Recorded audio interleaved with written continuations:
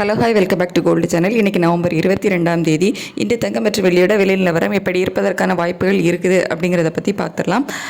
சர்வதேச அளவில் தங்கத்தோட விலையில் ஒரு சின்ன ஏற்றம் தான் இருக்குது. ஆனால் US டாலருக்கு நிகரான இந்திய ரூபாயினோட மதிப்பு நமக்கு ₹1 கிட்ட வீக்காக இருக்குது. நேற்று நைட்டு நம்ம போட்டு அந்த வீடியோலேயே சொல்லியிருந்தோம். ஸோ நேற்றுக்கு காலையில் ரேட்டு ஃபிக்ஸ் ஆகும்போது 88.68 அந்த ரேஞ்சில் இருந்துச்சு. இப்போ பார்த்தீங்கன்னா 89.64 கிட்டத்தட்ட நமக்கு ₹1 கிட்ட வீக்காக இருக்குது.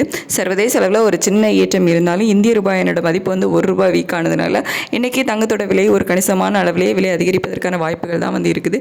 நேற்றுக்கு நமக்கு 22 கேரட் ஆபரண தங்கம் ஒரு கிராம் ₹40 குறைந்து 11,460 விற்பனை ஆகிட்டு வருதில்ல. ஸோ அதில் இருந்து ஒரு ₹100 200 வரைக்குமே விலை அதிகரிப்பதற்கான வாய்ப்புகள் தான் இன்றைக்கி இருக்குது.